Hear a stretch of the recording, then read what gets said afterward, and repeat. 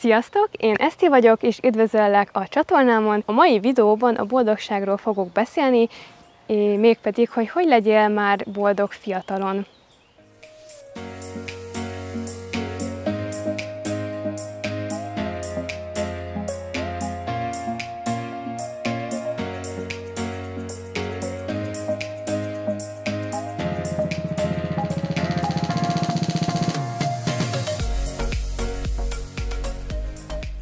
Gondolnánk, hogy fiatalság, bolondság, egy fiatalnak milyen gondjai lehetnek, vagy mik azok a nehézségek, amikkel igazán szembe kell nézni egy fiatalnak. Szerintem igenis vannak olyan dolgok, amikkel érdemes foglalkozni, és igenis vannak olyan problémák, amik a fiatalokat érinti, mert ha megnézzük, hogy ami már fiatalon problémát okoz, vagy a fiatalon már boldogtalanná teszi az embert, az valószínűleg, ha nem foglalkozik vele, akkor valószínűleg kihat a felnőtt korára is. Szóval érdemes már minél korábban ezzel elkezdeni foglalkozni.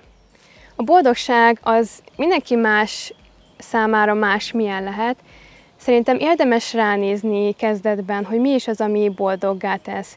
Mi az, ami hajt az életben, mi az, ami örömet okoz neked. Arra is ránézhetsz esetleg, hogy mi az, amit másoktól tanultál meg, vagy vettél át, hogy mi az, ami boldogságot kéne, hogy okozzon. Mert mondjuk azt mondták neked, hogy a hatalmas ház 10 szobával, meg nem tudom mivel, az a boldogság, és a rengeteg pénz. De mi van, ha neked, még hogyha ezt meg is teremted és létrehozod, akkor mégse fogja azt a boldogságot létrehozni az életedben, amit elvártál, hogy létre fog hozni. Szóval mi van, ha neked ez nem okozna akkora boldogságot, mint mondjuk másnak?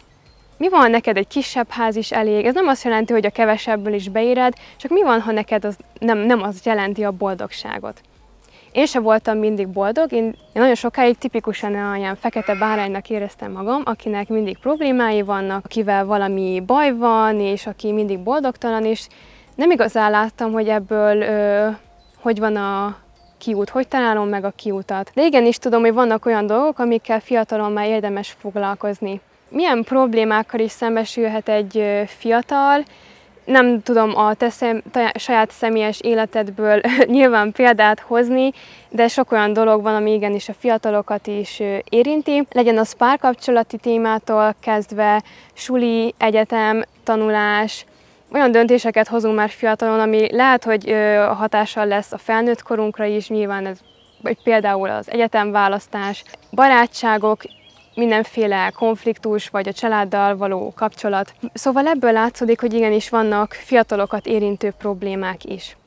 Szerintem nagyon fontos az, és lényeges része az egésznek, hogy a boldogságunkat ne kössük bizonyos dolgokhoz, ne kössük körülményekhez, emberekhez, mert akkor az egy ragaszkodást fog szülni, és a ragaszkodás pont az ellenkezőjét is hozhatja létre. Hadd mondjak erre egy példát, tegyük fel, hogy mondjuk szerelmes valaki valakibe, és hogy nagyon mindenáron meg akarja szerezni magának, és tényleg ezt a célt kitűzi maga elé, még hogyha a másik személy nem is nyitott rá, vagy ha nyitott lenne rá, ez a túl nagy hajszolás és hajtás, hogy igenis csak ő, és hogy kihelyezi rá a boldogságát és a céljait, azzal egyúttal el is taszíthatja. Mi van, hogyha nem a körülményekhez, nem a feltételekhez kötjük a boldogságot, hanem igenis lehet ez már mától egy olyan állapotunk, amit már választhatunk.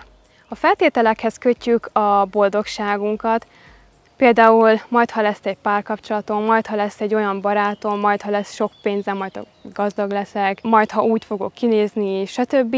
Akkor kihelyezzük a jövőbe ezt a boldogságunkat, és gyakorlatilag ezáltal eltaszítjuk magunkat a lehetőségtől, hogy már most boldogok legyünk.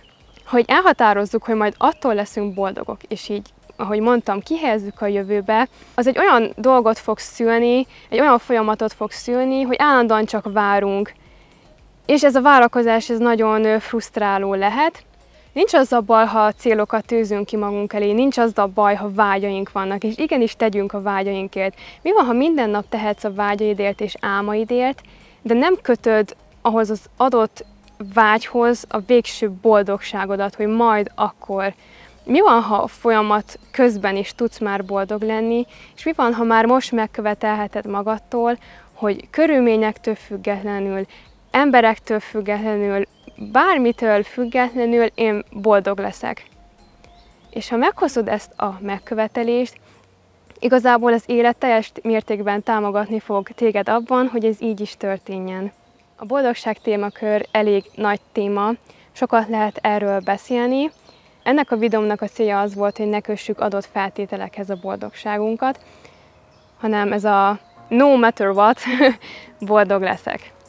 Fogok még ezzel kapcsolatban, a boldogság témával kapcsolatban videókat készíteni. Remélem hasznodra vált ez a videó, kívánom, hogy legyen szép napod, és várlak szeretettel a következő videómban. Sziasztok!